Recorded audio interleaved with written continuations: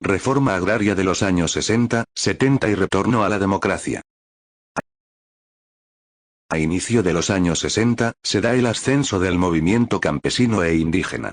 Intentos de modernización por la clase terrateniente y la influencia de la reforma agraria implementada por la Revolución cubana.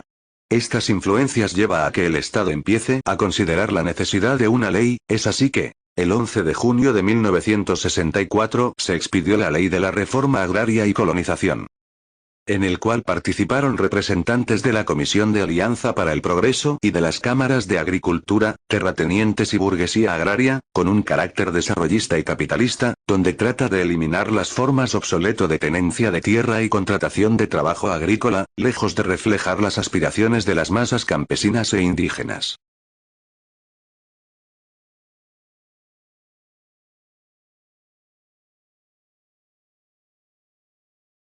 Los principios básicos de esta reforma se basan en eliminar las relaciones precarias de producción, parcelar las haciendas del Estado y adjudicarlas a los campesinos precaristas, impulsar el proceso de colonización agraria, desmontar el sindicalismo agrario que estaba bajo influencia de los partidos de izquierda.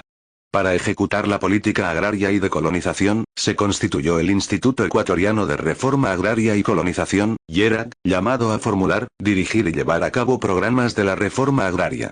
Esta ley se creó como un efecto tranquilizador o de amortiguación social, que más bien dinamizó exigencias de lucha por la tierra. Donde nacen nuevas organizaciones. La Federación Nacional de Organizaciones Campesinas, FENOC. Y el Ecuador Estado Plurinacional, Ecuarunari. La consigna, tierra para quien trabaja, se extiende por todo el país, así que la Iglesia también decide realizar su propio proceso de reforma agraria en tierras de su patrimonio, dando origen a la Central Ecuatoriana de Servicios Agrícolas, CESA. Recalcando que los latifundios de esa época tenían una extensión alrededor de 2.000 hectáreas y los minifundios una extensión de 1,7 hectáreas. Las causas de las expropiaciones son tierras improductivas, deficientemente explotadas, las que exceden los límites de propiedad, las cuales resultaron inaplicables, ya que tuvieron lugar negociaciones directas entre propietarios y precaristas. Pero estos principios quedaron como simples enunciados, debido a que lo único que se buscaba era derribar los obstáculos para que se involucren y afiancen en el campo las relaciones capitalistas de producción. De este modo se expidió la ley que no significó cambio radical alguno en las condiciones de la tenencia de tierras, ya que en su mayoría se reunieron personas de la burguesía y terratenientes los cuales buscaban proteger el beneficio de sus tierras. 70. La presión por la tierra se radicaliza, siendo más firme, ahora la consigna que se escuchaba por las calles era: con ley o sin ley haremos reforma agraria.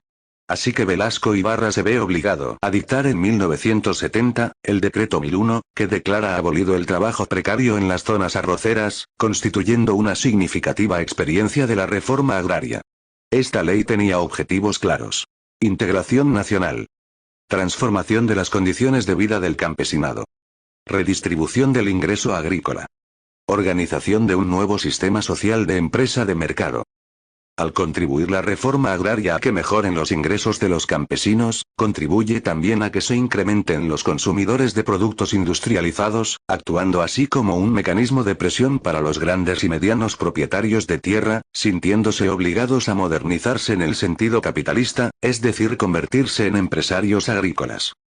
Es así que el 9 de octubre de 1973, se expide la Ley de la Reforma Agraria. Debido a la influencia y presión de los terratenientes, se incorporó la Ley de Fomento de la Producción Agropecuaria y el Desarrollo Capitalista en el campo, la cual no se dirigía a la destrucción del latifundio tradicional, fuente y raíz de todos los males que padecían los campesinos, sin cambio alguno de la estructura de la propiedad rural.